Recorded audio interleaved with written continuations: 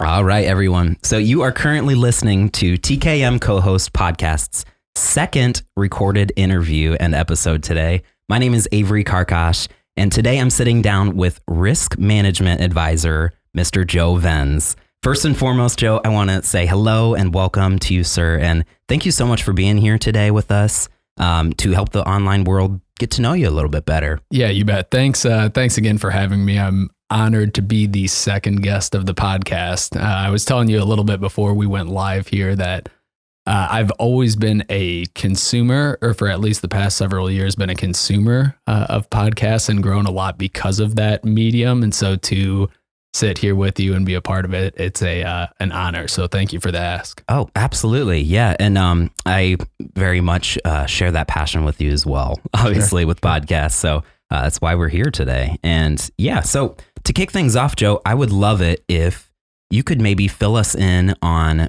just what you've been up to recently and what's been keeping you busy so far this season. Yeah, you bet. So you had mentioned just professionally, I am a risk management advisor. So in the professional space, I spend most of my time with businesses, helping them understand some of the exposures that are out there that face their organizations, and then just some of the best ways to either transfer or mitigate that risk.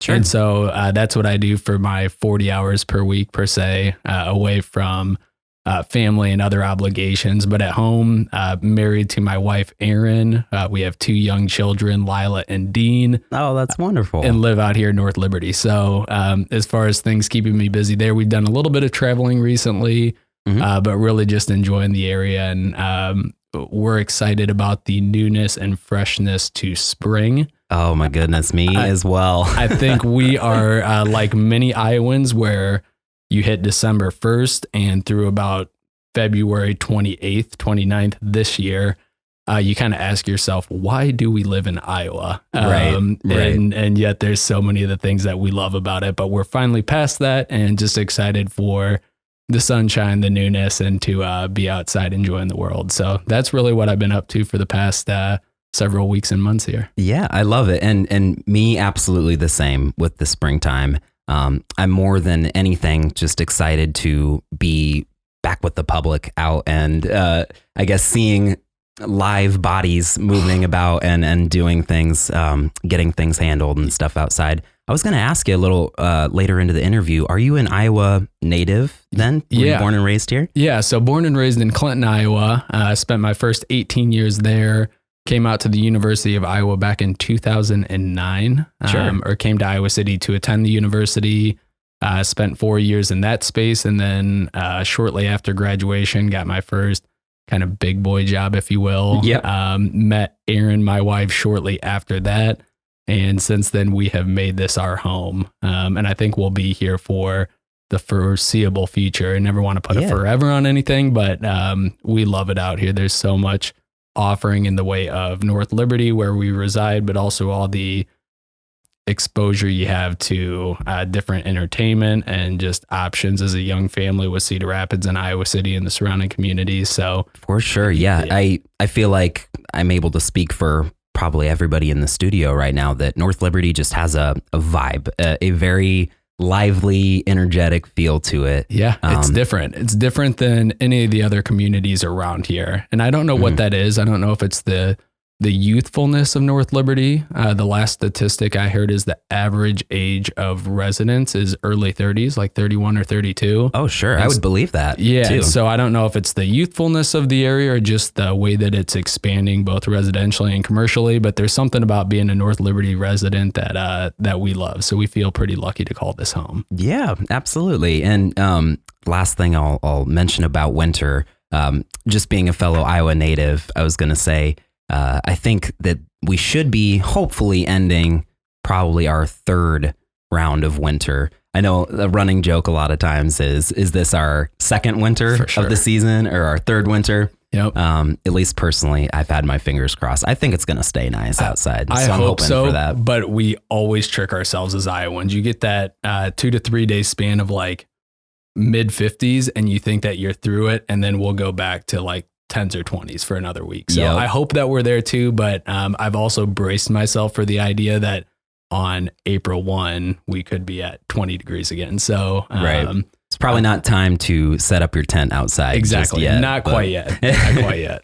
Right. For anybody who's listening, not in Iowa, that was just a little forecast information for you there. But it is great here. We should state that even though December 1 through February 28th or 29th is a little bit rough, there's a million reasons to live in Iowa. Yep. And stay. Exactly. And part of why I say that is I have a friend who works in the space of recruiting and retaining talent to the area. And he does a heck of a job with that. So I would be remiss to not mention that Iowa and Iowa City, Cedar Rapids area in particular is an amazing place. If you don't live here, you should move here. Yeah. You know what? And Iowa City's got its first couple, I would say, high-rise looking buildings coming up here too. That's been super exciting to see. Yeah, without a doubt. Absolutely.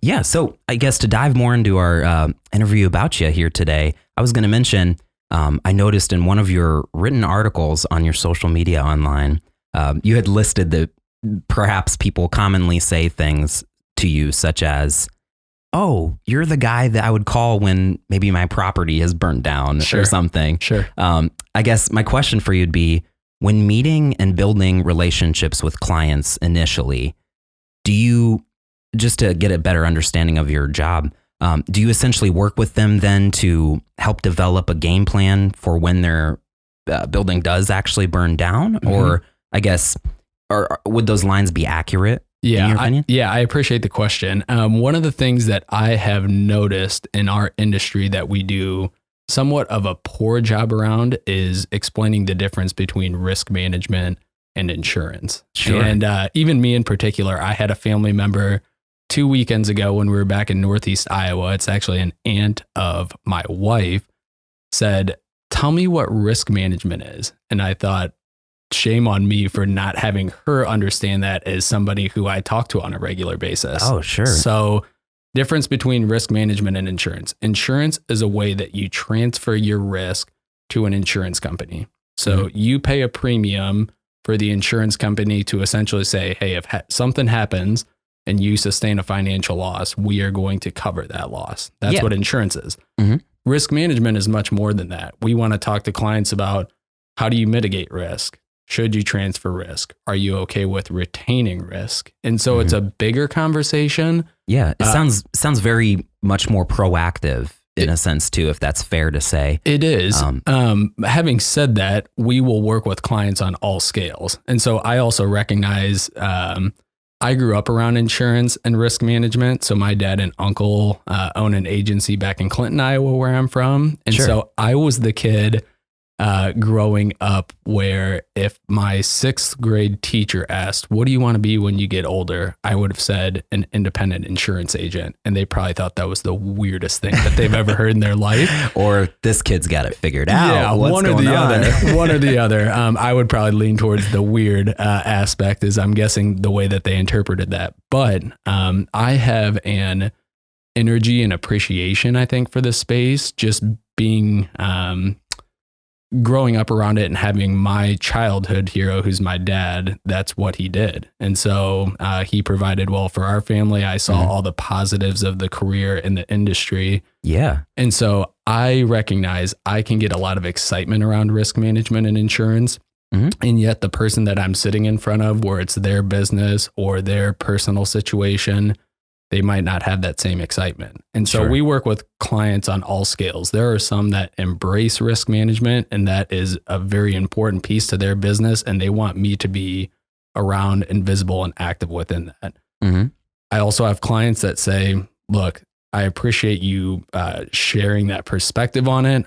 I just want insurance. Can you provide me insurance? Otherwise, I should go somewhere else. And those are clients that I'm willing to work with as well, and can appreciate that insight. So anywhere from business owner who really embraces it to a couple that they're buying their first home, and I start to talk risk management and they say, whoa, the bank is just requiring this. Put an insurance policy in place and help us out there so we can get through our closing. And I work with those individuals as well. So it's a broad scale, but we want to make sure that we're providing value to those who want that value. Absolutely. And it's eye-opening, I would say, to understand that that the field really is vast out there. You know, some people, perhaps, I would imagine, I could totally see it, being, I guess, a person where maybe you're only focused on making that phone call to you or a risk management advisor when something has gone wrong, right? After the case. But yeah, I had noticed that was a great answer. Thank you.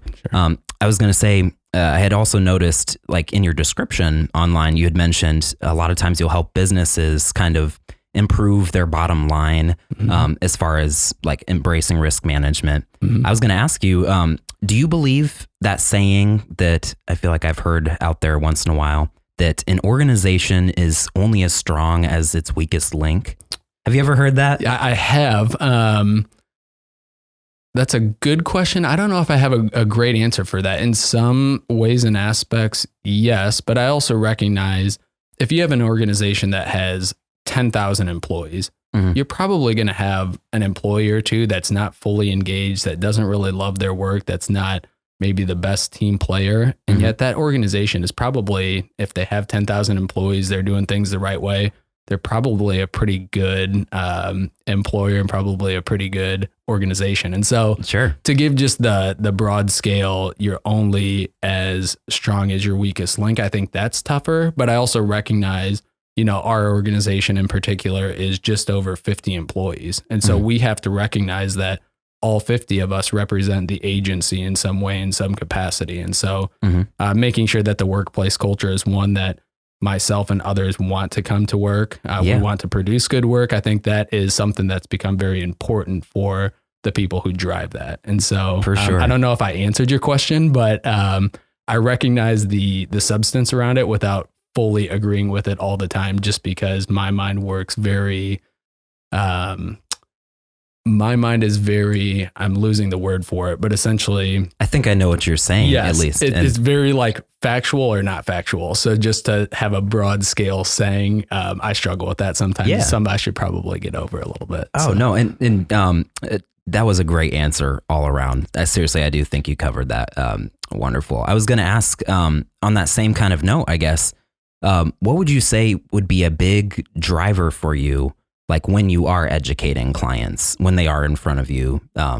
Is that based around their well-being, I guess? Like, what drives you, would you say, initially? Like, what is that first point of excitement when you've got a client in front of you? Yeah, you bet. When I'm interacting with a client or a prospective client, and I can tell that there is some type of buy-in. I don't know if it's around my education piece or something that I said that they might have viewed as interesting, but anytime there's real good engagement and it's a conversation, those are the meetings that I really enjoy.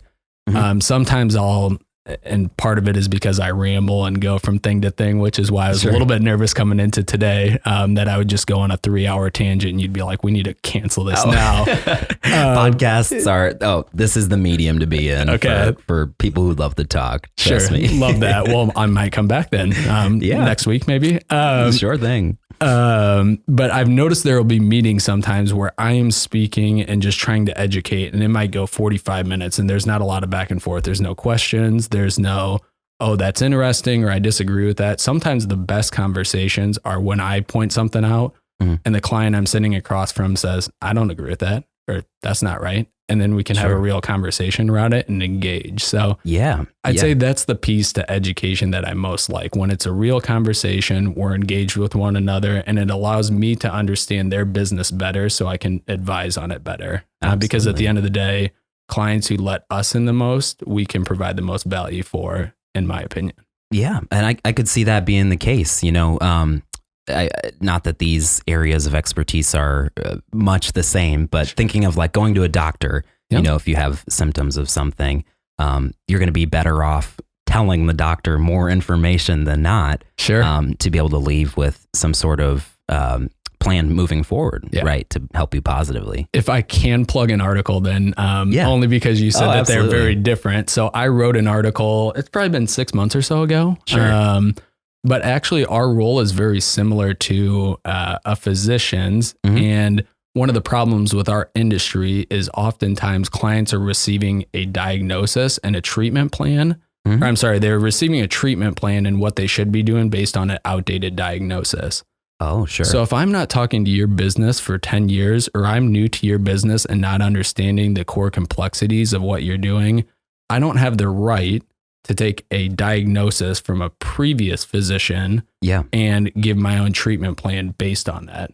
In the medical field, that's called malpractice. Yeah. Okay. And so oftentimes what we see is that advisors will come in, they want to see what the coverages currently look like and see if they can, in some ways, reduce the pricing or make some change or tweak to get the business owner to move that. Sure. Well, if that's all that individual or organization is willing to let you in on, I'm okay with that. But if they want a more consultative approach and they're willing to share what happens within their business, we as advisors should take the time to learn that and then give a treatment plan based on our own diagnosis. Sure. So there's a lot of that happens in our industry that is difficult, that we're trying to combat and just help clients educate or help educate clients around what they should be looking for from an individual like me or somebody else. Yeah. Yeah. And it's even just hearing this now is at least educating to me to know this, that it really is, in your guys' opinion, pretty similar between the two, because I absolutely see what you're saying as far as that goes. Would you say that a client's like satisfaction or maybe joy, I don't know what emotion, or if I should be using an emotional word that they might feel, but like after a client maybe is able to use your resource, like say they have something happen, something does burn down, and they're able to, lean on you guys essentially for the help that you're providing. Does whatever that emotion that comes out, is that contagious, I guess? Like, do you feel happy when a client is I'll let you kind of answer if you understand what I'm asking. Yeah, no, absolutely. I think that time allows us to really feel a sense of not accomplishment, but a sense of our work has a true worth and value, especially at that time. So when we're advising clients on the front end, we get to make a lot of promises. We get to talk about a lot of coverage features, and we get to essentially tell them that, hey, if something happens, I will be here for you when that happens. So when that actually does come to fruition, and I haven't had the opportunity to see a ton of this yet, being within the first few years of my career in this space, but talking to other advisors and producers in our office, those are the hardest days and yet some of the most satisfying and rewarding, because you get to fulfill the promise that you made to somebody when one of their worst days in their business or their personal life is taking place. So just being able to be the comforter and to tell them, you trusted me on the front end, I'm here for you. That's super rewarding. For sure. Rewarding. And I could imagine how and why. Yeah. When I think about what you were saying previously about just in the industry, there being kind of an issue with like the sense of taking someone else's diagnosis and kind of running with it, if I can touch back on this.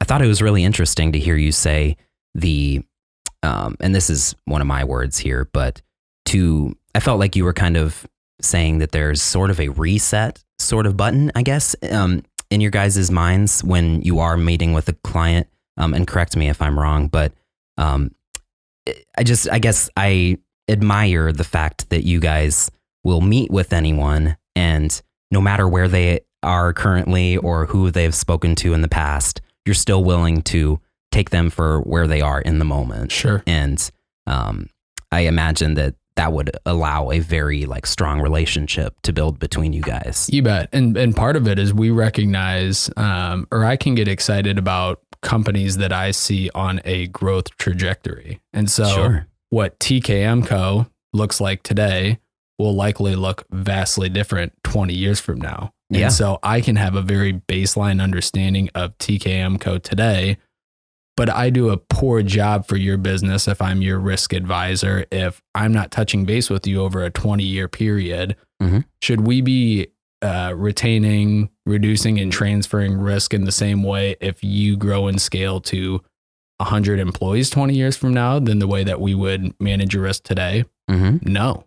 And so that's one of the things that just keeping open communication and building a relationship with clients, that's what's that's part of the fun in what we do. And so that's why I like working with businesses of all sizes and scales, because we recognize the growth trajectory for them. Yeah. And I love that, the focus on the attention to detail there. Just as a side note, I was going to mention, if we haven't already, I understand that we both went to the University of Iowa actually for college. And personally, I majored in communication. And so I felt like I'd had a very, very broad, I guess, education as far as the fields go in general. Could I ask what you majored in when you were at Iowa? Yeah, so I was a business finance major. I think I switched my major about 30 times when I was in college. Sure. I didn't have a clear understanding. Quite honestly, I saw a bunch of friends go to the University of Iowa, and it seemed like they were having a ton of fun. And so I thought, I want to go have fun. So I did that. But then just growing up around my dad and uncle and others who I saw have outward success, I noticed a lot of them were in the finance space in some capacity, whether that be insurance or working for a private company in the financial field. That's what I saw growing up. And so that's one of the things that I pursued, but I am jealous of others like you being in the communication space. I would love to better understand the psychology and the reason behind what giving a good communication or speech or some type of auditory statement. I'd love to know the complexity behind that. Yeah. I kind of come here and to a certain extent, I hope that you're okay with it. Just fly by the seat of my pants and say what comes to mind in my head. I should probably have a better game plan around that. And I think that's where like a communications major would have helped me quite a bit. So mine, I have the finance background, and then I've been fortunate to be around a lot of good communicators and a lot of good business professionals that are really good in that space. And so I try and copy a lot of what they do, which is kind of my background in education. For sure. Yeah. And I love hearing that, because it personally, in my experience, communication major at Iowa, there was a lot of talk just in general about, the growing world, the changing world around us, how really, experts in fields all across the board are going to be, or I guess a lot of them are already in a place where they could potentially benefit from just learning more about communication, and diving a little bit deeper. And I will say, to your point, it was really interesting to get to consider, I guess, like the psychology behind certain things. And since leaving college, a lot of times I will I feel like I view things with a certain like point of view, I guess. Like a lot of times, this is kind of dorky, but I'll be watching like reality TV or something. Some of these new shows coming to Netflix that are based around just social interaction, being there in person or not. And I love to view those from that standpoint, just for that point. But to bring it back to your career here, I wanted to ask you, just as a side note, do you have any personal like development goals that you're looking forward to for like the remainder of this year? Yeah. As far as goals, I write those out annually. And what I recognized a few years ago was that I was very focused on being the best business producer that was out there. And I didn't recognize that I shouldn't just have goals that are related to the amount of clients that I bring in or the amount of revenue that I generate for an agency, but really having a holistic mindset around goal setting. So a lot of that, my breakdown is in business, family, spiritual, education, health. And I believe that's it. I would have to pull up my list, but that's one thing that I've had a focus on the last few years. And the other thing, you talk about personal development, that's been really big for me over the last probably 2 years or so. Sure. I mentioned this on the front end, but I've been very fortunate and blessed to be around great mentorship. And a lot of that came out of luck. And so I recognize that I grew up with a dad who taught me what it looks like to do the right thing all the time without compromise and to be a good person. My first boss out of school was Jordan Montgomery, who taught me about charisma and making others feel a high level of value, worth, and importance. my next job was with Jim Connard, who taught me what it looked like to be a business professional, and Tom Selleck, who taught me to have enthusiasm around the work that I do. He always says enthusiasm is a lost art. Tom is, I won't reveal his age, but he's later in his life or career path, and he still attacks days like they are, it's his first year of work as far as meeting people and getting connected and doing good work.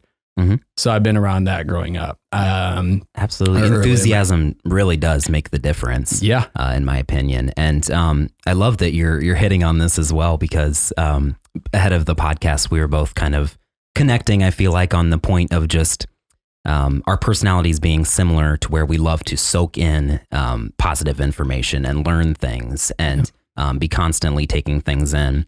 To your point here with like mentors and stuff in your life, I was going to ask you, I guess, while you had already listed a couple here, are there any particular names or I guess like lines or just like things that you've kind of held close to your heart that like keep you in the zone like throughout the week or like keep you on page with what you feel like you should be doing? Yeah, no doubt. I'll think of a couple off top. One, I had a recent conversation with a guy named Scott Gaskill. Scott is, I would guess, 5 to 10 years older than me, but wise beyond my years. He's actually the pastor of our church. So I had lunch with him the other day, and I was talking to him about things that were important to me in this season. And I kind of shared with him that I felt like I was out of touch or priority with what was important. And so Scott reminded me of Order of Loves. So if you'll allow me to speak into just faith a little bit, I hope that's okay. I am first and foremost son of God. My next one, I am a husband to Aaron. And that sits above being a father to our kids for a number of reasons. So son first, husband second, father third, business professional, and anything else fourth. And so that's one of the things from a priority standpoint has become important to me. So Scott's been a great mentor. I have a friend named Caleb Wilson who I get to interact with fairly often, but we usually have lunch probably once a quarter. And those are conversations that I look forward to more than anything. He's wise beyond his years, just pours in a lot of knowledge and just giving to me. So he's one. And then as far as the mentorship conversation goes, I always like to state this, or I have over the last year or so. What's been really cool for me to realize is I've been fortunate to be around really, really good people. And a lot of that's been luck-based on my career and where I've gone. I think for anybody out there, it's important to realize that you no longer have to go seek out somebody who's older than you and call them up and say, hey, I've been thinking about this mentorship thing. Will you be my mentor? I think if you can find those individuals that are actually in your life, that's amazing. But who I've started to become mentored by over the last year or two is the first one that I always mention, people question because I'm not really her audience, but I listen to Rachel Hollis a lot. Hoping that you would say that. She's so good. So Rachel and Dave Hollis are mentors of mine. They've never met me before, but I listen to them and take what they have to say very seriously. Rachel and Dave Hollis, Ed Milet, Lewis Howes, Rory Vaden. The list could go on and on. But these are people that they've never met me before, but the content and energy and ideas that they bring me, I feel like I'm getting an education, like a second education beyond Iowa, which taught me finance. So from a mentorship standpoint, I think to have people who are in your corner that you can share real life stuff with, and they can be your accountability guide and your check-in, I think that's amazing and people should seek that out. I also think that we live in an age where you've never had more access to mentorship from afar that you don't have to pay for, that you can consume whenever, and you can steal back time for yourself, whether that's driving in the car or when you're out on a run, just taking in. I would never recommend me as a source, but just this podcast will be produced on Spotify, I'm guessing. Absolutely. And somebody can go out and listen to this for free and gather knowledge if they want to from you, not me. But I just think that we live in a day and age that's so unique in that way from a mentorship perspective that I always think that's important to point out that you don't need to make the ask all the time of the person to go have coffee or breakfast with you. You can download it and play it for free whenever you want. Right. You can just be a sponge in a sense, if you'd like as well. And I love that too about this day and age, the fact that, you know, in a sense, people feel YouTube could teach you anything. Because in my opinion, what this does for everyone, or at least the young and bright minds that are just wanting to go ahead and find their passion and develop further like what they believe in. I think it's just really, I think it's really neat, the fact that because all of these sources of information and value are already out there, and a lot of them are free, for instance, it comes down to, I guess, just that grit, really. In the end, you know, how much are you willing to put forth towards like listening or whatnot? If you don't mind me asking, I always like to get feedback in this space too. Like, who are you consuming? What does education look like for you? Help me understand that better. Yeah. And I'm probably going to get a little giddy because just hearing you speak, I feel like we are more alike than I had originally thought coming off the bat, because I'm very much a sponge. I'm very much a person who likes to take advantage of those car rides and those runs when I do go on them. Sure. This time of year, you have access to it again. Exactly. That is so true. Weather is beautiful. But yeah, I appreciate you asking that and turning that back around. One of my favorite jobs or roles that I found myself in the past that I feel like just had a phenomenal change in my life was I started college up at UNI in Cedar Falls before Iowa. And I used to work at a UPS store up there, just doing early morning, like, I guess, work that you didn't have to focus 100% on once you learned the job. Essentially, something that you can, you know, it was one of those jobs where I could put in earbuds essentially.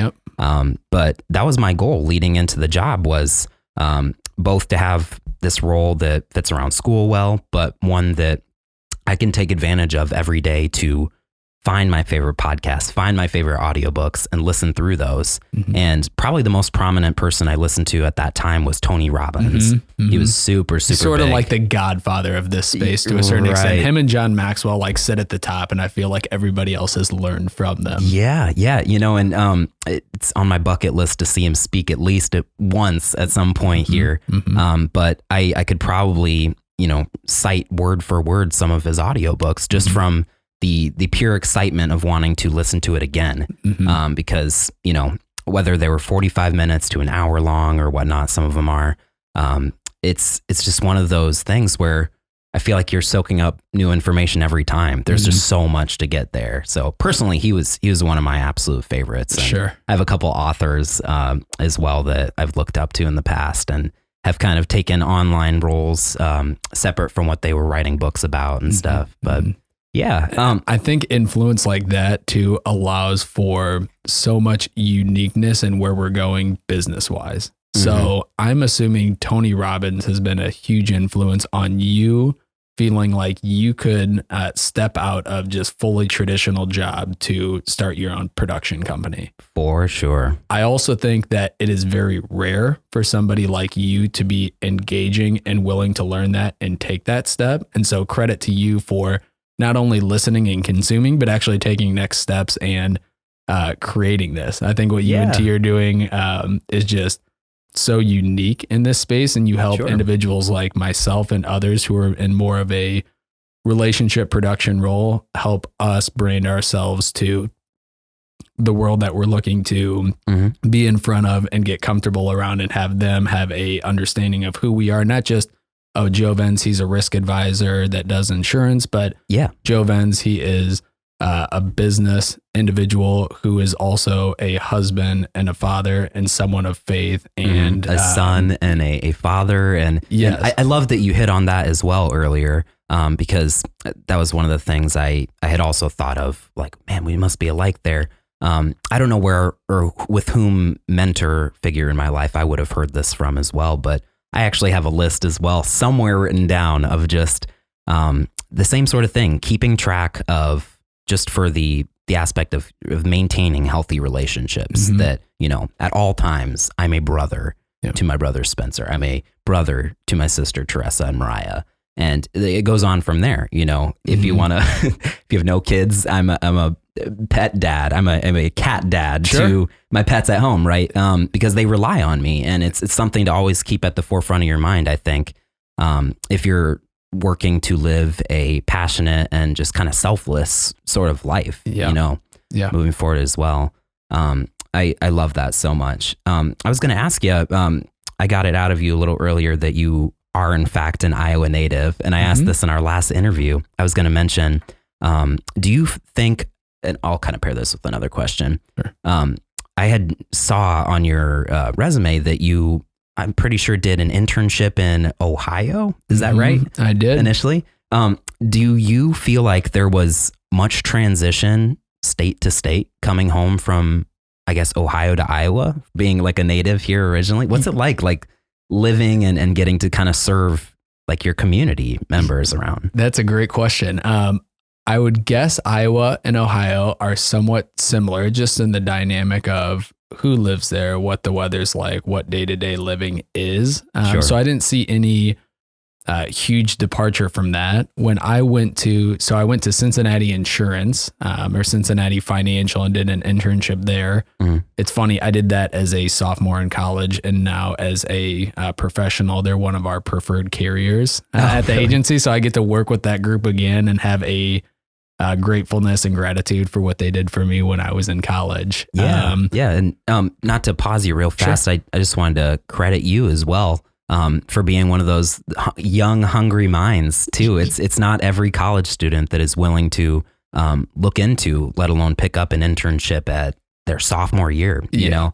Well, I appreciate that, but to give credit to where it's due in that space, I essentially had my father say, go get your ass off the couch and get an internship when you're in college. He basically said, you can go to class and learn a lot, but you need to go get real world experience. So at the time, I was working at a golf course in our hometown during the summers, and it was my favorite job ever, in part because that's one of my favorite activities to do, and I got free golf with it. So I think I would have made a college career out of just being at that golf course in the summer, because what it afforded me, my dad was the one that gave me some insight and perspective to say, hey, it is worthwhile for you to spend 10 weeks outside of your comfort zone where you're living.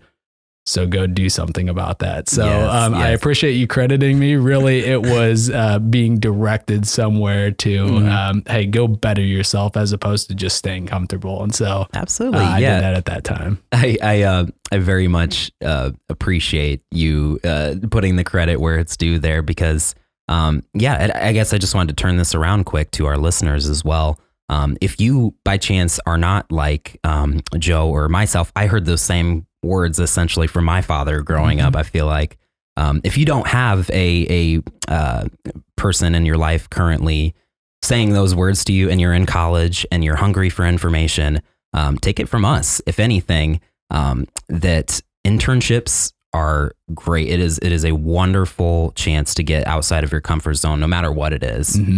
Because at least in my personal experience, being outside of my comfort zone is when I come to learn the most about myself.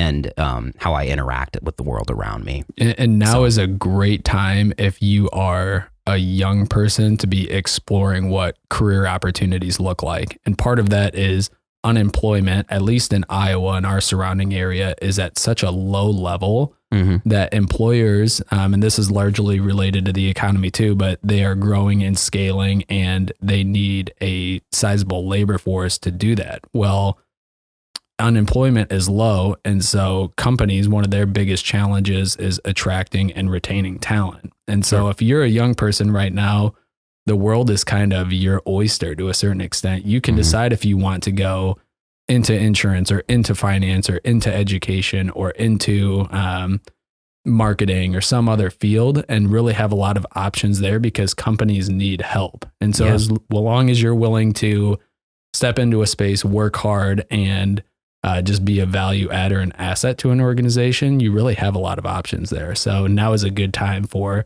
the individual that you just spoke to. Absolutely. And, just to take it one step further for any individuals that might be a little bit more like me personally, of having an initial, I guess, hold back sort of feeling, that nerves, those nerves, that initial fear, I guess, of maybe being rejected or something, reaching out for an internship or to help.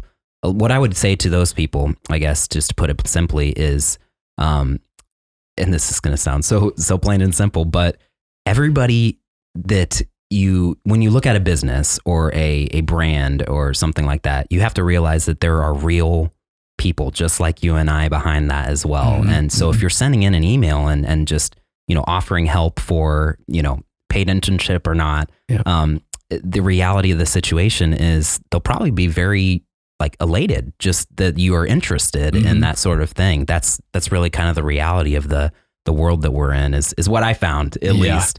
And so I was super excited to pick up my first internship, and I just can't say enough good things about that for any listeners here. Yeah, speaking a little bit to that on branding specifically, and I don't know if it's directly related, but it's a good enough segue that I wanted to get this in here. So I'm going to use this as the opportunity. I was listening recently to a guy named Rory Vaden, who is a brand consultant. He does other work as well, but one of my favorite listens.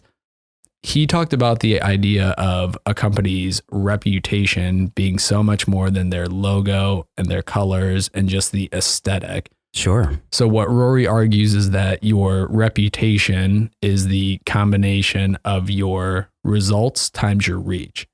And so I've thought about that quite a bit in my own business development. I can be the best risk advisor in the world. I could walk into an operation and be able to point out every single exposure, the best way to transfer it, ways to reduce it, mitigate it, and just be so profoundly gifted in that space. That's my result. So if I take that result times zero reach, meaning nobody knows about that, except that organization, my reputation is still relatively low because it doesn't have the exposure that it needs. The vice versa of that is I can have a ton of reach, and if my results are poor or negative for my clients, all that's going to do, I have a negative result times a hugely positive reach, which means that negative times positive is negative. I have a big negative reputation. And so that's one of the things that I've thought about quite a bit. Part of the reason that I was excited about this opportunity is just finding different ways to brand our organization and help people understand who we are, which is essentially the people that make up our organization and the work that we're trying to do. So I think that we're one of the best in the space at getting results. I also realize that we have to have a vast reach to do it well on a big scale. And so that's why, once again, I was grateful for the opportunity today. And it just speaks a little bit to branding, that it's more about the people and what you're doing as opposed to your logo, your colors, and your aesthetic. Very much so. Yeah. And, that kind of goes full circle, in my opinion, with what you had been mentioning earlier, as far as you guys not just being there for insurance, or just specifically the risk management there, but it's the vastness. It's the whole spectrum. It's the fact that you guys are listening with, I guess, hearing, more than just picking up these sounds. You're hearing people out and able to make things specific, to help them. You know what I mean? Because every situation is different is I guess what I'm picking up on. Can I speak to what the two of you have done too that I've noticed about that? Sure. I shared this with T recently. So we were at a luncheon together, and I know that we had met each other in passing, but never the direct introduction. Yeah. So I've been at a summit event, and I know that the two of you were doing work for the summit. So I heard TKM Co. I've seen the logo, the owl, and I just think it's a cool aesthetic and logo. Yeah, thank you. But I had never met her before. But 2 days before our luncheon that we were together at, I'm on my LinkedIn, I'm going through, and I see this video, and it's the two of you sitting at a table. I don't remember if it was this one or not, but you're sitting at a table going through 15 or 20 tips of what you can do to post and get engagement. Sure. Yeah. And so I started watching that video, and it was number 3, 4, 5, somewhere in there. I remember T saying, if you take something on your phone and you screenshot it, if it's valuable, you can post that out to your audience. Absolutely. And so I heard that and thought, what do I have that's of value that I could share? And I thought, I have the personal development notes section on my phone. Yes. So I click into there. I scroll through. I find the 5 or 6 ideas that I really like. That was within that. I like all of them, but kind of my core 5 or 6 where I was like, this is vast, speaks to a number of people, and I want to share this. Screenshot it, put it on LinkedIn, and it's one of my most engaged posts. And so the two of you, before I really even met you, provided value to me in some way, and I recognized TKM because of that. So the time that I interact with T 2 days later, it's a launching pad for me to mention that to her and to grow our relationship. And now here 2 weeks later, I'm sitting with you doing this podcast. And so it's just cool the way that today's day and age allows us to interact and engage with one another. And I think branding and that reputation component to it is a big piece of that. So just finding ways to both improve your results and grow your reach. Very much so. And thank you so much for the shout out there, the mention. I'm definitely flattered. Sure. And I have to mention too, just having done my little bit of research on you as well, ahead of our interview here today, I saw that post and I saw the engagement that was on it. And my first initial thought was, wow, maybe I should be more active on LinkedIn. Like there are people that actually live on here and do things as well. But that was one of my initial points where I had realized, oh man, me and this guy really might have a lot of things alike, because not only am I huge into the Notes app as well for any and everything to organize my life, but I've got a specific notes list as well. And I guess while we're here on this moment, I was going to bring that up a little bit into the interview here and just mention, I guess, do you have any other like tools or prominent sort of ways of organizing and kind of keeping your life on track that we maybe haven't mentioned yet today? Yeah. That you recommend?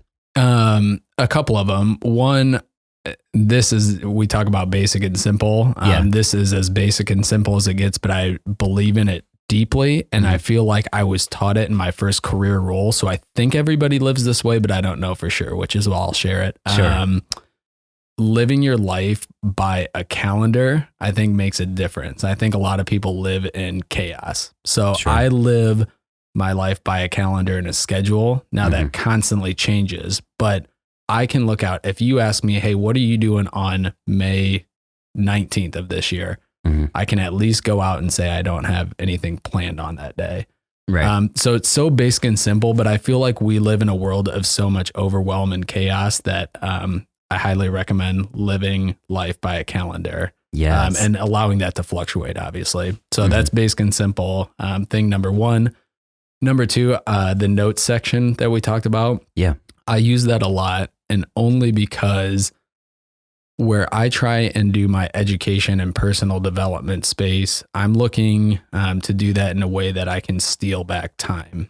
And so I was recently with Jordan, who I mentioned earlier. He was putting on kind of a seminar for a small group, and he was talking about the power of habits. And so finding ways to create new habits, what I heard as far as feedback from a lot of the people in the room was, that's great. I'm going to wake up 30 minutes earlier in the morning, or I'm going to stay up later at night and do this thing then.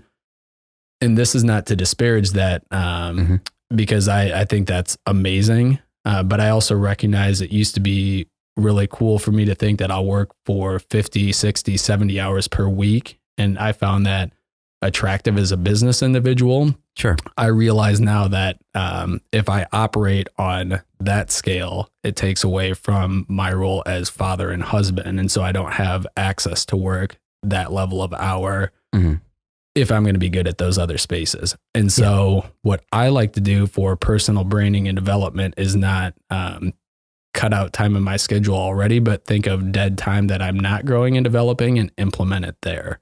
Yeah. So I really enjoy running. I've done that for a few years now. And so as opposed to just listening to music or fully turning my brain off, and I will if I need that time to do that. It can be a great time for that. Exactly. The way that you're able to focus in. take it from me, listeners, if anything else, I was one of those individuals growing up where I was never in track. I always kind of had that preconceived idea of like, or identity, I guess. I'm not a runner. Yeah. You know same what I'm thing saying? here. But I had one summer where I just gave it my all. And it doesn't sound like much probably, but I was running probably 5 miles a day. Yeah. And, but just the work up to be able to get there and the feeling that I was able to experience like that runner's high for the first time. Yep. It really is unlike anything else. Yeah. And so I see how much like value is in what you're saying with both the calendar thing and also taking time with that dead space, because I love that. I couldn't agree more. Yeah. And as far as like, at least I know our ages are probably just a hair apart here, but when I was growing up, is that your nice way of saying you're younger than me? Because I have a feeling that's the case, which is okay. I'm just trying to say politely, I think that I'm younger. There you go. Just a hair because of your hearing your year at Iowa there. Sure. I was probably in high school still, but yep. When I was growing up, I had a lot of like teachers or peers above me just pushing for use a planner, like use a physical planner. They used to give us planners until they stopped doing that. And, you know, from what I can remember, at least probably 3/4 of all the kids just like me would just ignore them, you know, maybe listen to the teacher when they say, write down what you need to do for homework or whatnot. But it was probably one of the most eye-opening personal development experiences for me personally.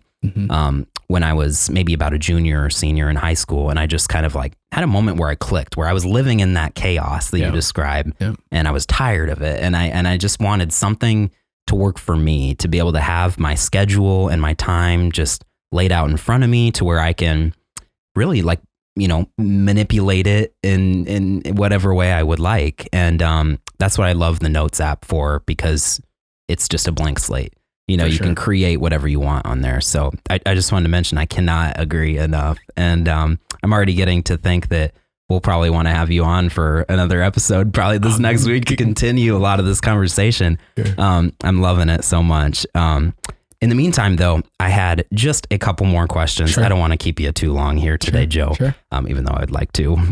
But yeah, if I could narrow it down and just ask you a couple more of these. So probably my next pressing question that I would have for you would be, what, if anything, I suppose, if you were going to speak to your past self, like maybe when you were in college, maybe when you were still deciding like that major or whatnot, I guess, do you have any sort of line or like piece of advice that you wish you could have known, or like, you know what I mean? If you could speak to your past self in that moment, do you think there's anything that you would want to put forth or say? Yeah, I think a couple of things that come to mind. One, being able to identify and be very clear about your values consistently would be huge for me, especially to speak to that to like my college age self. And I didn't have crazy times or something that I could memoir about per se, but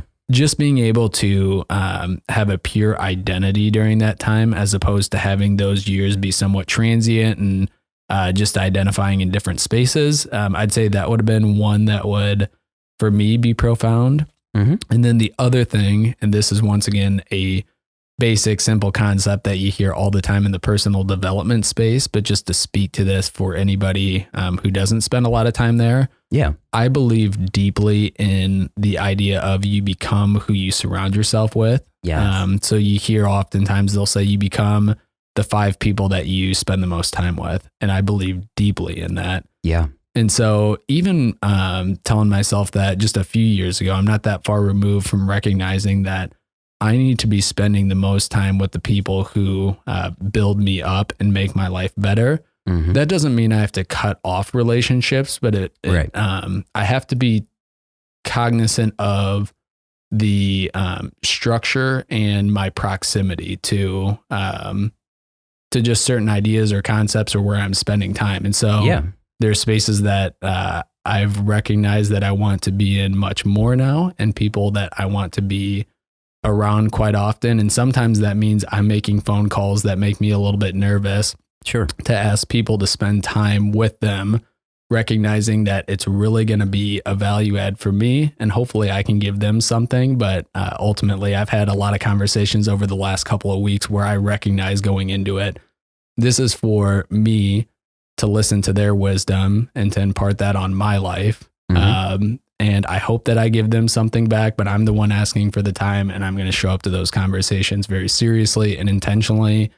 Because I want to be like those people. And so I'm trying to actively put myself in positions where I'm spending time with the people that I want to emulate and grow to become. And so absolutely, those are the two things: recognize and identify your values, and then spend time with people who improve your life and that you want to essentially emulate, and things will become drastically better for you if you're spending time in both of those areas, I'd say. Yeah, I could not agree more, especially with the second point, who you surround yourself with, both through personal experience and just, I feel like I've heard that a million times in my life as well. It just couldn't be more true in my opinion. And, even if you're a person where you're at a point in your life where that future that you desire is not, fully decided yet on, or like you don't know what it's going to look like yet. It's still I think valuable thing to be able to just identify who is like taking the most time with me, who am I spending my time with, how much time am I spending with everybody, and what do we bring each other as far as value goes. I think that's super important. So you bet. I love that answer. Thank you. Sure. So I guess really one of the last questions here I wanted to make sure to hit on before we wrap up today would be if you have a favorite part of being a risk management advisor.